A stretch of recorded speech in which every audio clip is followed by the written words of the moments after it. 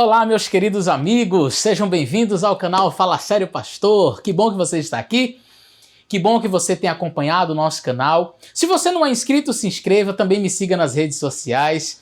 Você pode mandar sua pergunta para nós e nós vamos responder aqui no canal Fala Sério Pastor. Aqui as suas perguntas são respondidas e hoje nós temos um vídeo muito especial.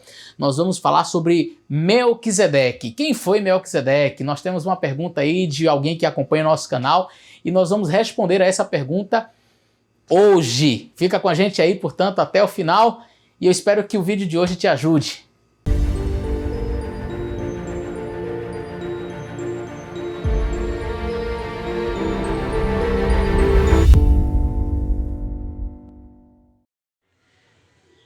Boa tarde, pastor Eleazar, meu nome é Gilvan, eu sou aqui do interior do Maranhão, da cidade de São Bento.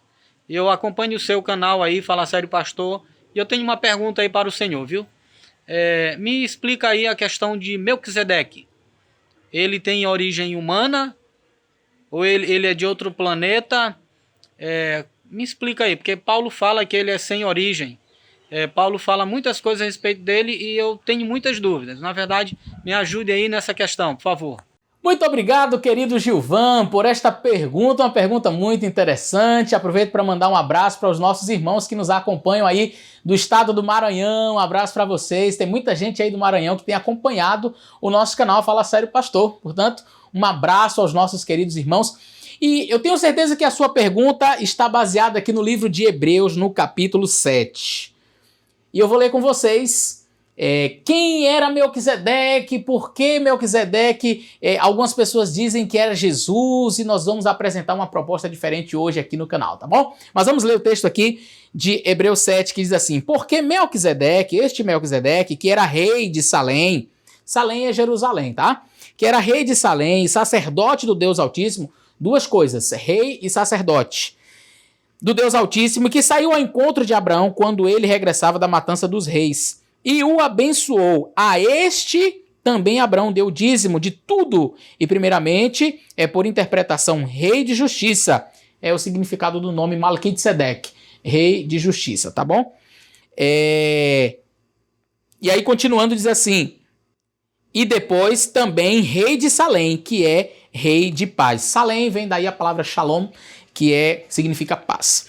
E aí o verso 3 eu acredito que é a incógnita, né? É a pergunta, o questionamento, diz assim: sem pai, sem mãe, sem genealogia, não tendo princípio de dias, nem fim de vida, mas sendo feito semelhante ao Filho de Deus, permanece sacerdote para sempre. E aí, pastor, quem é Melquisedeque? Quem é este personagem? Diz que ele não tem genealogia, diz que ele não tem princípio de dias, é parecido com o Filho de Deus, permanece para sempre. Será que esse Melquisedeque não é Jesus? Então algumas pessoas tomando este verso assim isoladamente chegam à conclusão de que Melquisedeque seria Jesus, não é? Mais à frente vai continuar falando, verso 6, mas aquele cuja genealogia não é contada entre eles tomou os dízimos de Abraão, verso 6, né? E abençoou o que tinha as promessas. Nós vamos entender um pouco mais da história deste personagem. Quem foi Melquisedeque? Para isso, eu quero primeiro explicar que o texto de Hebreus ele não deve ser interpretado da maneira como alguns têm feito, né, dizendo assim, não, se o texto está dizendo que ele não tem início de dias, então o texto está claramente dizendo que ele é Jesus. Não. O texto está apenas tentando traçar um paralelismo entre o sacerdócio de Cristo e o sacerdócio de Melquisedeque. E pelo fato de a Bíblia não mencionar de onde Melquisedeque vem, quem ele é, quem são os filhos dele, de onde ele nasceu, não menciona praticamente nada da vida deste personagem, é uma incógnita, você não sabe quando ele nasceu, quando ele morreu, como ele veio à existência, e esta realmente é uma aparição assim bem atípica na Bíblia. Melquisedeque é um personagem que ele surge, desaparece, e ninguém sabe de onde ele surgiu, para onde ele foi, mas algumas coisas são curiosas. Por exemplo, Abraão conhecia Melquisedeque. Você não dá o dízimo para alguém que você não sabe nem quem é. É algo novo, ou diríamos, é um mistério para nós. Mas não era mistério para Abraão. Era um personagem que Abraão conhecia. E isso já deve me fazer começar a questionar. Peraí, um personagem que Abraão conhecia? Abraão deu dízimo a ele. e a Bíblia não relata outros momentos em que eles estiveram juntos, deve ser algum personagem bíblico que Abraão já conhecia para ele ter a confiança de entregar os seus dízimos. Terminando a explicação sobre Hebreus e a gente indo para uma proposta interpretativa para quem seria então Melquisedeque.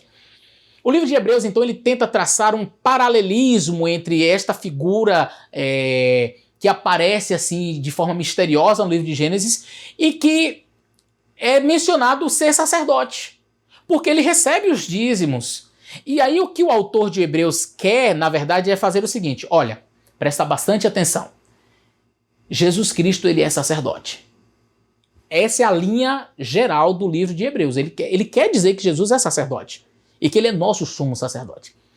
Mas aí um judeu ele pode questionar o seguinte: como que ele pode ser sacerdote se ele não é da tribo de Levi? Ele é da tribo de Judá. Então a premissa do livro de Hebreus é mostrar que você pode ser sacerdote e sumo sacerdote, que o sacerdócio de Cristo ele é sim evidenciado na Bíblia por conta de Melquisedeque. Ele diz assim: olha, Jesus é sacerdote segundo a ordem de Melquisedeque. Em outras palavras, o sacerdócio que Cristo exerce é da mesma natureza do sacerdócio de Melquisedeque. Por quê? Porque Melquisedeque também não era da tribo de Levi, Melquisedeque não era filho de Arão, não tinha nada com isso. A propósito, nessa época nem existiam as 12 tribos de Israel, mas já existia o sacerdote Melquisedeque. Portanto, se Melquisedeque ele era sacerdote, ele era rei, por que Jesus não poderia ser sacerdote sendo da tribo de Judá? Essa é a tônica do livro de Hebreus. O livro de Hebreus ele não está preocupado necessariamente em dizer se Melquisedeque teve nascimento ou se ele não teve nascimento, se ele teve fim de dia, se ele não teve fim de dia, se ele teve início de dias. Ele simplesmente menciona que é um personagem misterioso, que chega, sai, sem dizer de onde veio, sem mencionar sua origem, o seu nascimento, sua ascendência e nem o dia em que ele morreu, e que ele simplesmente é sacerdote. É isso que o texto está dizendo, mas não está querendo inferir que ele seria Jesus Cristo ou que ele não teve um princípio de dias, ok? Dito isso, vamos então a uma proposta interpretativa para quem seria Melquisedeque. Eu quero fazer menção da tradição judaica, tá certo?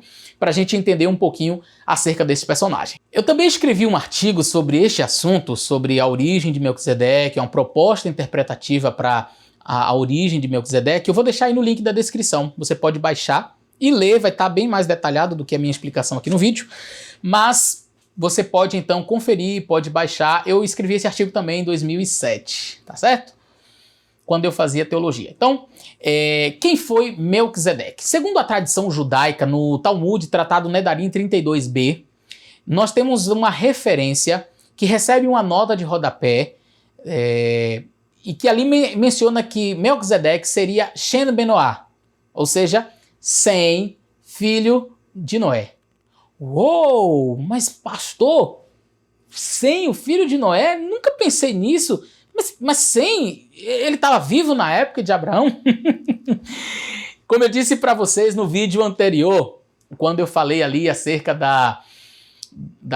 do nascimento de Elã dentro da arca, eu gosto muito de genealogia. E eu fiz uma contagem dos anos baseado ali na genealogia de Gênesis capítulo 11. Eu queria ler com vocês, deixa eu pegar aqui a minha Bíblia, e eu quero ler com vocês aqui Gênesis capítulo 11. Verso 10 diz assim, olhe: estas são as gerações de Sem. Sem era da idade de 100 anos quando gerou Arfaxade, 2 anos depois do dilúvio. E viveu Sem, depois que gerou Arfaxade, mais 500 anos. E viveu Arfaxade 35 anos, gerou a Salá e por aí vai. Então, se ele gerou a Arfaxade quando ele tinha 100 anos, e depois que ele gerou a Arfaxade ele viveu mais 500 anos, eu tenho que Sem viveu um total de 600 anos de idade. Muito tempo, né? Viver 600 anos de idade, pois é. Mas então eu resolvi fazer a contagem do tempo, para ver, vivendo 600 anos, até qual patriarca, até o tempo de quem a Melquisedeque conseguiu acompanhar, conseguiu ver. Ele viveu um período que cobriu até a história de quem? Eu vou colocar aí na tela, você pode observar aí. Sem, com a idade de 100 anos, gerou Arfaxade e ele então viveu um total de 600 anos. Aí Arfaxade viveu 35 anos, gerou a Salá. Então, ou seja, Sem estava com 135 anos quando nasceu Salá. Salá estava com 30, gerou a Eber. Eber viveu 34 e gerou a Peleg. E aí eu coloquei este outro gráfico que você consegue ver agora, que vai ficar melhor distribuída as idades, o nascimento de cada personagem na realidade e a relação com a idade de Sem. Você pode observar aí, Arfaxade nasceu, Sem tinha 100 anos de idade.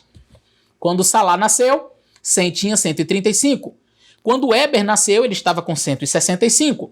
Quando Peleg nasceu, e aqui foram divididas as nações da terra, não é? Ele estava com 199. Quando Reu nasceu, ele estava com 229. Depois, aos 261 anos de idade, nasceu Serug. Quando Sem estava com 291 anos, nasceu Naor. Quando Sem alcançou a idade de 320 anos, nasceu Terá. E aos 390, nasceu Abraão. Quando Sem estava com 490 anos, nasceu Isaac.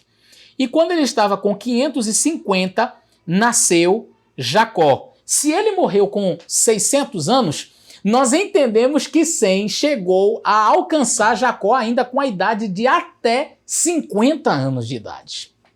Uou! Impressionante, não é? Sem conseguiu alcançar Jacó até a idade de 50 anos. Incrível isso. E aí agora nós naturalmente fazemos alguns questionamentos. Primeiro questionamento que nós fazemos: quem foi o patriarca que sucedeu Noé?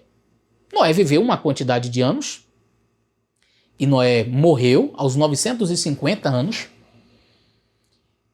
E depois de Noé, quem foi que sucedeu o patriarcado? Quem cuidou? Quando nós vamos ao livro de Gênesis, no capítulo 9, e o verso 26 e o verso 27 diz assim: bendito seja o Senhor, Deus de Sem, e seja-lhe Canaã por servo, ou seja, os filhos de Cã estariam sujeitos a Sem, abaixo dele na hierarquia familiar. O verso 27: alargue Deus a Jafé, e Jafé habite nas tendas de Sem, e seja-lhe Canaã por servo. Naquela maldição que Deus está dando a Canaã, porque Cã viu a nudez do pai, aqui um outro assunto, nós temos algo muito interessante. Aqui é dito que tanto Jafé quanto Cã, ou Canaã, deveriam habitar nas tendas de Sem e estar submissos a ele no sentido do patriarcado. A ideia que a gente extrai daqui é como se Sem fosse o próximo patriarca.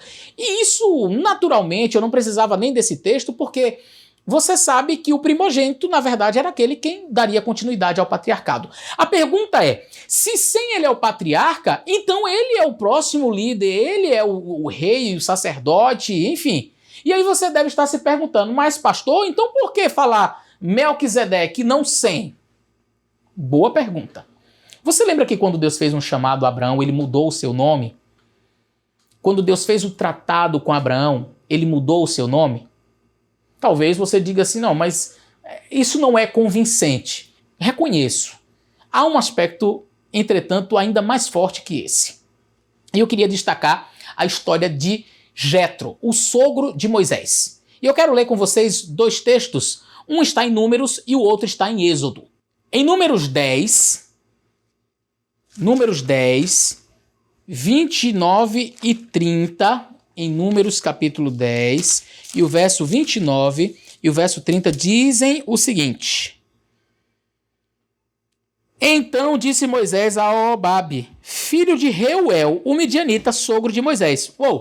Aqui é dito que o sogro de Moisés tem um nome, Reuel. Quando você vai a Êxodo capítulo 2 e o verso 18, novamente fala: vindo elas a Reuel, seu pai, ele disse, por que tornaste tão depressa?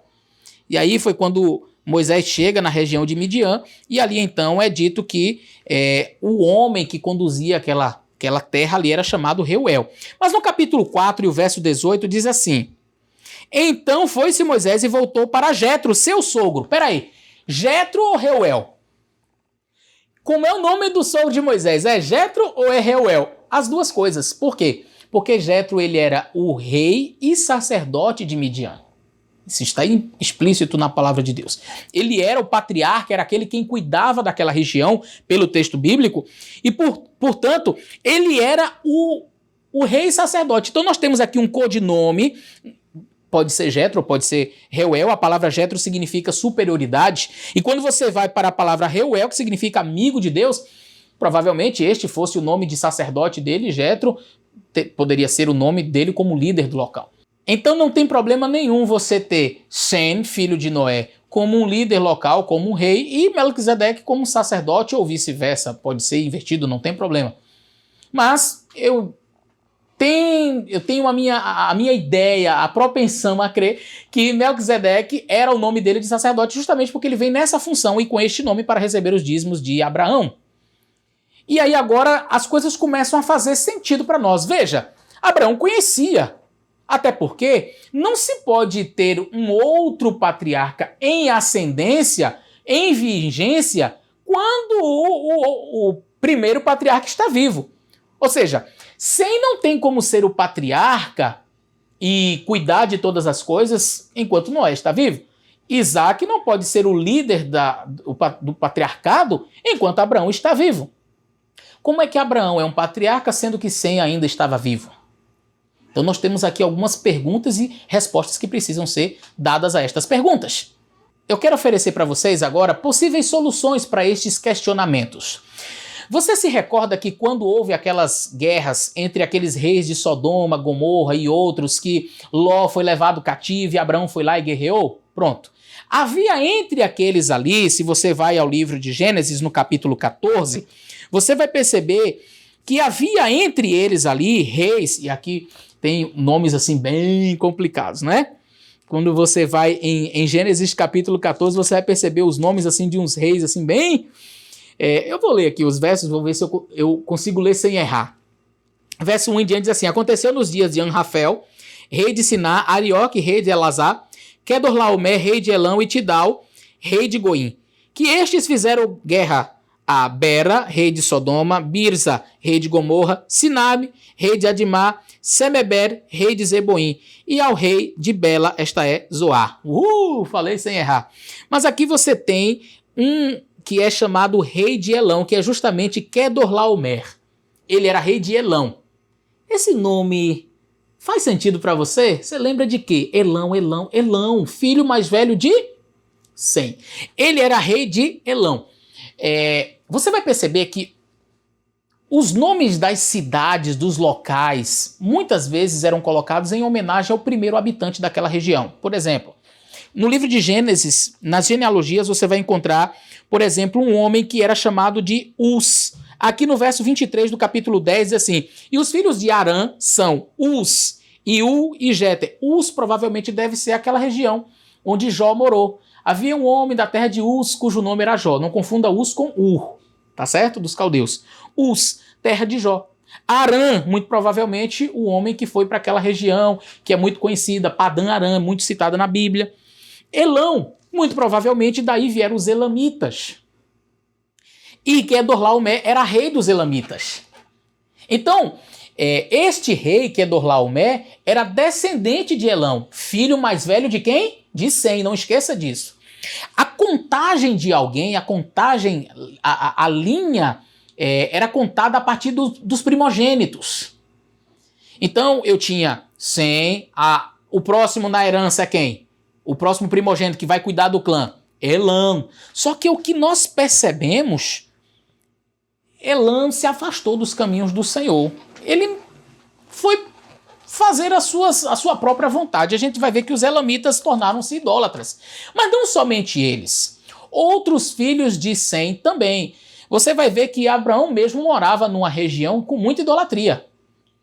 E isso fez com que Deus fizesse um chamado especial para Abraão e dissesse: Abraão, sai da tua terra, da tua parentela e vai para uma terra que eu te mostrarei. Sai da casa de teu pai e vai para um outro lugar. Há muita idolatria aí. Deus faz um chamado especial para Abraão. Mas o chamado especial de Deus para Abraão não anula o patriarcado de quem? De Sem. Sem é filho de Noé, o mais velho, o líder religioso. Apesar de a Bíblia não falar mais nada, você não sabe quando Sem morreu, a Bíblia não fala sobre isso. Não sabe como foi que ele nasceu. Então, quando eu olho essa expressão de Hebreus, sem genealogia, sem fim de dias, sem início de dias, eu entendo que todos os seus parentes, todos os seus queridos morreram quando? Antes do dilúvio. Morreram no dilúvio ali, certo? Por isso, não tem a sua genealogia contada para trás. O único que sobreviveu do dilúvio foi seu pai. Mas a sua ascendência, todos eles foram destruídos no dilúvio. Então, por isso talvez a Bíblia fala sem genealogia. É uma proposta, tá, de interpretação. Não quero bater o martelo aqui. Mas o texto aqui relata que depois que esses reis venceram a guerra, levaram Ló como cativo. E o que Abraão fez? Abraão foi lá, fez uma guerra contra esses reis, e a Bíblia diz que Abraão destruiu os elamitas. Ou seja, a linhagem do primogênito de Sem foi destruída. Claro que não totalmente, mas naquela guerra, Abraão saiu vencedor e ele acabou com os elamitas.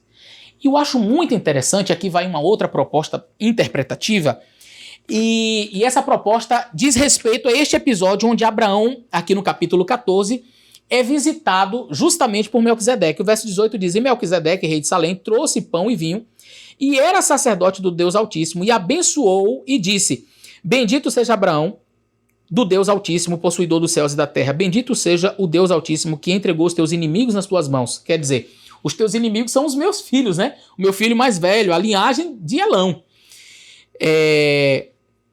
E deu-lhe o dízimo e Abraão deu-lhe o dízimo de tudo. E o rei de Sodoma disse a Abraão, dá-me, aí vem uma outra parte aqui. O que eu posso sugerir como proposta interpretativa aqui?